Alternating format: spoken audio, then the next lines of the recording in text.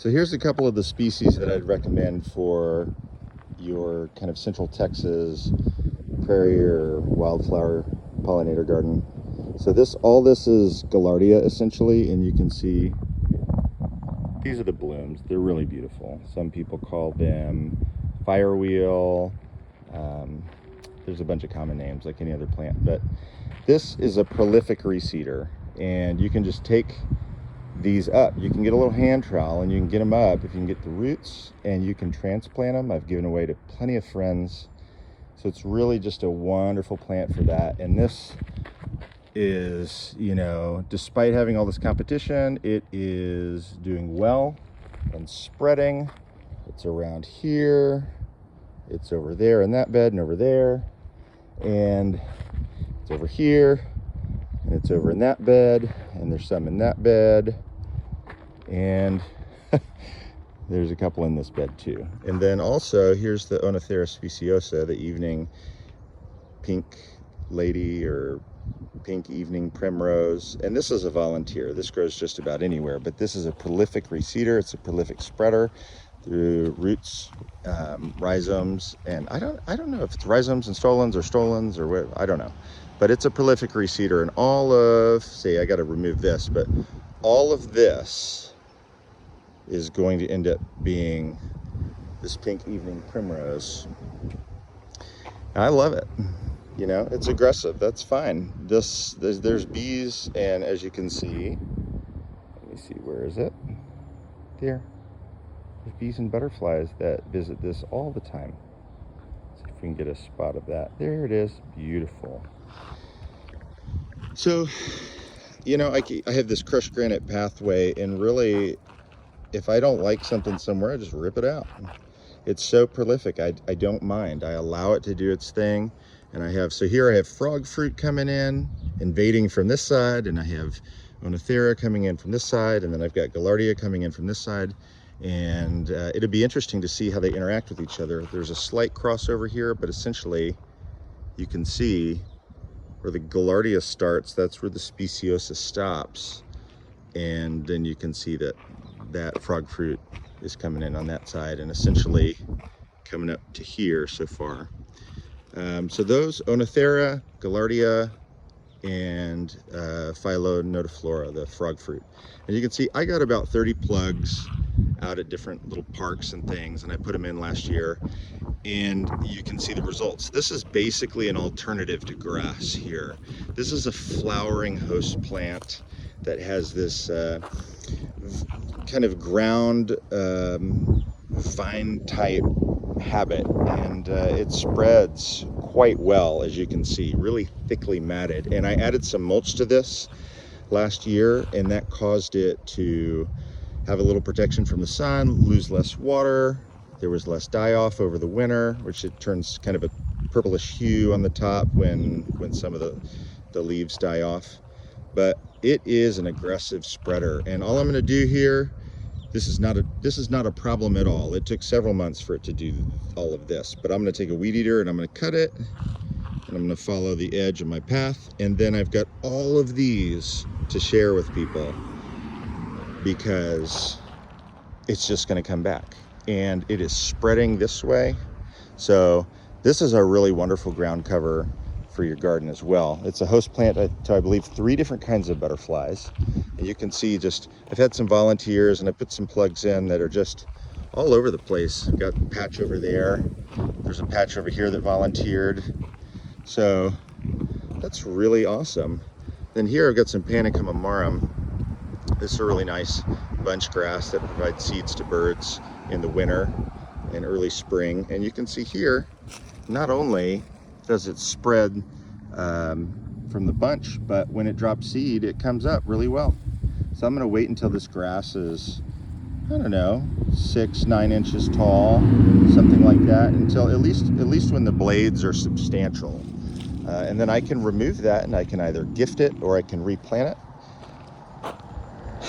Got a spattering of that coming up here as well. So that all of these plants that I'm sharing with you are these are just awesome powerhouse plants for your wildlife garden that provide plenty of nectar. They're perennials.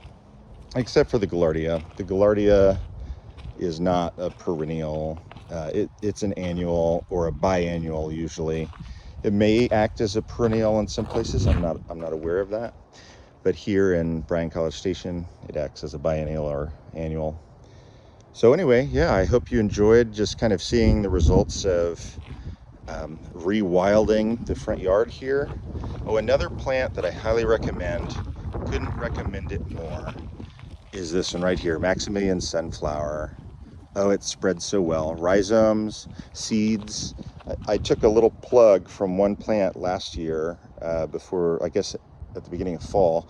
Just popped it in there, and you can see there's 1, 2, 3, 4, 5 or more. And over here, just along the roadside, I got a couple. Popped them in here, and these are going to get pretty big. These came from pretty big transplants. Same thing here. Got more Maximilian here, and it's fine with me to mix these plants. They occur naturally together in the wild, and it provides a burst of color throughout your garden throughout the year, and benefits to pollinators throughout the year. And keeping your garden a little messier too is going to help you draw in those desirable herps, you know, like the frogs and the lizards and things like that. But also it's going to attract a bunch of different species of native bees. And you know how much pesticide and herbicide I apply to this? 0. Because I don't need to. I'm not worried about it. If the plant gets munched on, that's fine. Like I've got some lance leaf coreopsis over here that's getting munched on, and you know what? I'm just not too worried about it. This plant reseeds and spreads really well. This plant was eaten down, and look at this. All this new growth within the last week. So I am not worried about this lance leaf coreopsis. This one just got it.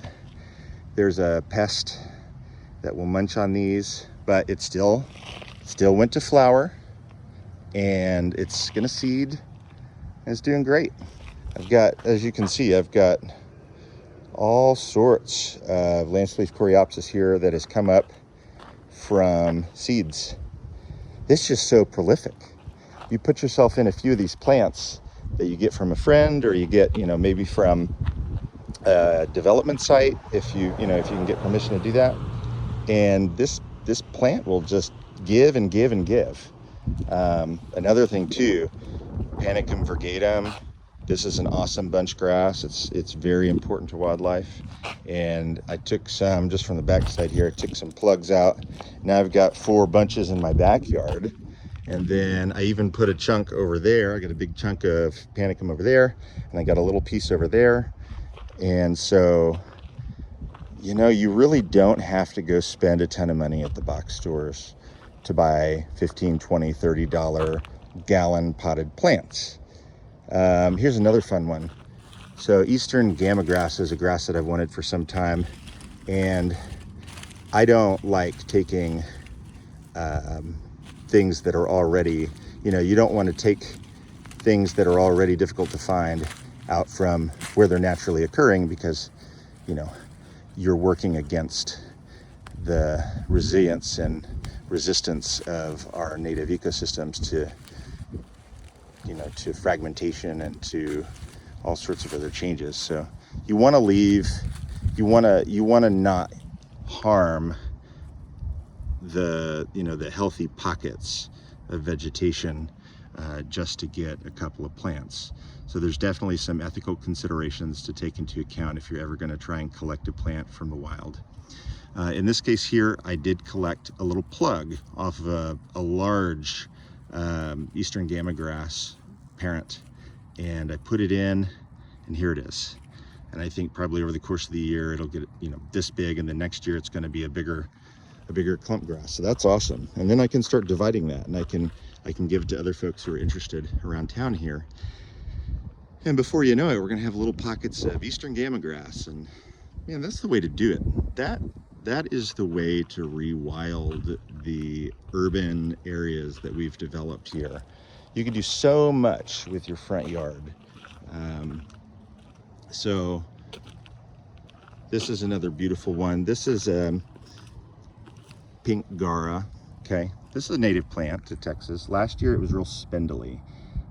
It was digging in its roots and it was putting off some flowers, but they were real, it was like 1 flower per stalk or 2 flowers. And this year, this entire inflorescence here, essentially this column of flowers, is gonna come out and it's gonna be quite gorgeous. And you can see here, there's a bunch on every basal rosette.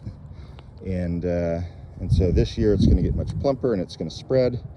I put in like 6 plants last year and now I've got like 9 or 10 bunches here.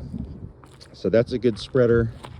And then this one here, oh my gosh, you're not going to see this along the roadside in Bryan College Station because the soil's a hard pan clay.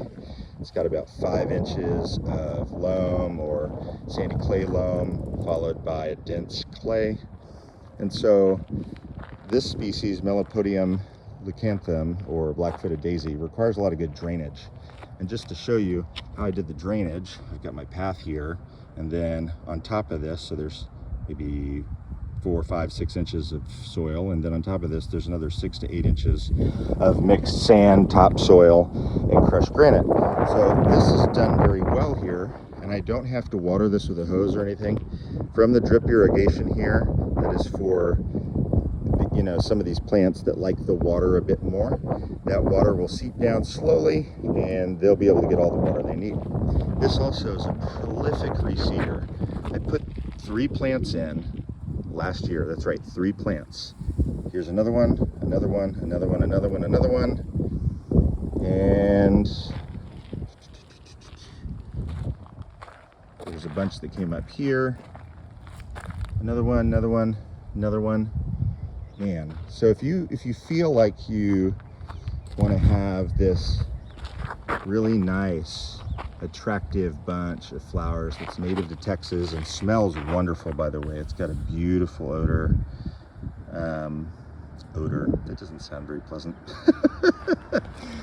Anyway, this would be a good one if you want to amend a space, add some topsoil and some sand and some crushed granite for the benefit of the drainage, you know, then this will go in really well. So yeah, here's some more of the Phylonudiflora, the frog fruit. And here's a look at the flowers. So the flowers are awesome. These little tiny snowflake looking flowers kind of have like a star cluster. Bees and butterflies will be on this all the time.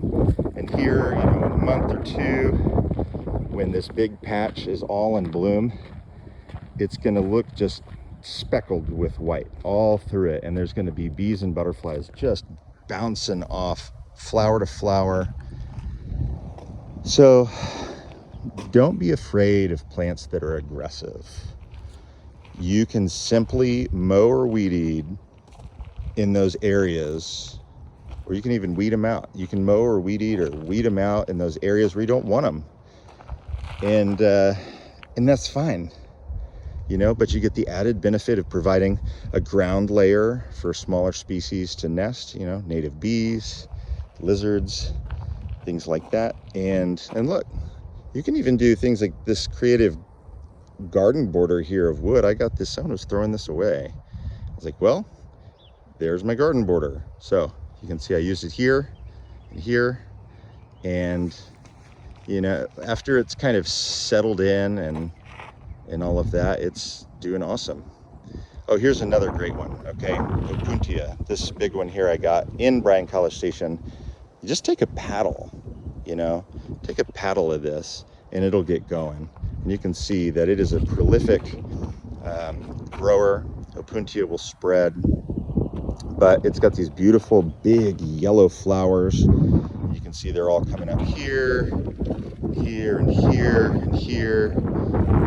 And so that's going to produce a lot of fruiting bodies, which can be eaten by different animals, or it can be collected and eaten by humans, or you can process the seeds and you can create new cactus. But I find that taking a paddle and popping it in is quite nice. And so this is a really wonderful way to get free, drought resistant, wildlife beneficial native plants for your garden. So you can just do an amended soil. These were quite a lot smaller from where I got them, but here they're doing well because they have full sun, they have limited competition, they have nice deep drainage, and the soil has been designed for succulents and cactus. So if you want to have a successful cactus garden and you're in Central Texas or in another area with a similar climate, this is a great way to do it. I've also got some cactus that are potted up. Now, cactus can be a little bit of a tricky subject in terms of collecting because it is possible to over collect cactus. They're a species, or they're a group of plants that takes quite a lot longer to grow. So make sure that any collecting that you do is done in an ethical manner, with permission of landowners or with permission of development sites where buildings are going to go and they're going to destroy all the vegetation. So like this one here, this right here is the common name is Mexican hat. I don't remember the Latin binomial off the top of my head, but this is a plant that you can usually get in a wildflower seed mix, or you could get maybe even at a native nursery. And this I got at a development site, and it is just loving it. It's getting the occasional watering from this drip irrigation. It's mulched. I'm controlling the amount of goldenrod that's allowed to come up next to it. And you know, I got a couple of more here for this year that are they're going to come up here. They're putting in their rooting system right now, but it looks like maybe some insects got to that one. So, and then look, goldenrod. Everybody's a little nervous to put goldenrod in their garden, and I know why, because it's aggressive, right? So kind of like the theory where I use this Oenothera, Gaillardia, and Philo-Nodiflora over here to kind of battle each other and kind of draw the lines and, you know, let one take over if it wants to take over, but I can always just help one over the other by mowing it down a little bit or pulling some roots out. Same thing here. If my goldenrod gets too aggressive, I can simply pull some out, and it slows it down enough where, you know, an adjacent species, here's a bunch of panicum that I put in. This is where, you know, an adjacent species has enough of a chance to be competitive. I'm not worried about it, you know. I say these plants, you know, they're used to being in the wild where they have to compete. There's a natural evolution in these plants to be able to compete against other species. So yeah, I'd say go for it. Put some goldenrod in your garden. Another wonderful thing here. Oh look, Indian grass. Sorghustrum nutans. It's got a little inflorescence there, seeds. Oh, that seems really early. Here's another plant that's nice. This is late Bonset. It has this really attractive kind of heart lanceolate shaped leaf that's, you know, kind of moderately serrated, not quite deeply, but it has a definite serration to the leaf margins. And it's got this like not quite glaucous-y, but waxy type texture to the top of the leaf. And oh, there's a little insect down in there. Cool.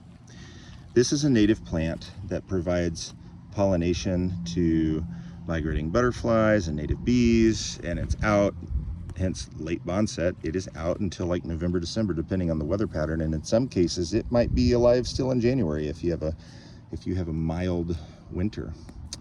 So yeah, that's a great plant to put in your garden. It's a prolific reseeder, and it spreads really well from the base. So that's one to consider. Oh, and here's another great one. All right, so this right here, some people call it Maypop, Passiflora passiflora, something, I forget the specific epithet of this plant, but this is a host plant to the Gulf fritillary and oh, it's escaping my memory at the moment, but another kind of fritillary. And so you'll see caterpillars going along this, and it's okay for them to eat it. Trust me, this is a plant that is going to come up. You don't have to worry about losing it to insect herbivory. But look at this. I pulled this one out. You do have to control this because it'll sucker, meaning the roots will spread underground and pop up like here. And so you just got to weed it out where you don't want it. But this has beautiful, really aromatic purple flowers with a cross design. The flowers can even get up to about this size. They're not this electric purple, but they're a deep kind of blue. It's beautiful, bluish purple. And so anyway, this is a really wonderful native plant that you literally can just go up, take a shovel, get a bit of the stem with some rhizomes, and plug it in the ground, and boom, you're going to have an established passiflora or maypop in your garden essentially right away. And so you're going to be benefiting native butterflies, native fritillaries. So that's definitely something to consider. Well, anyway, if you're still with me, thanks for watching the video. I hope you enjoyed some of the conversation, and if you're new to gardening and you're a little uncertain about trying new things, I say go for it. These plants are resilient, they're hardy, they're native to Central Texas. Sure, you're gonna lose a couple every now and again, but don't shy away from doing it. Just go for it. You can see the plants will take care of themselves for the most part. All right. See you next time.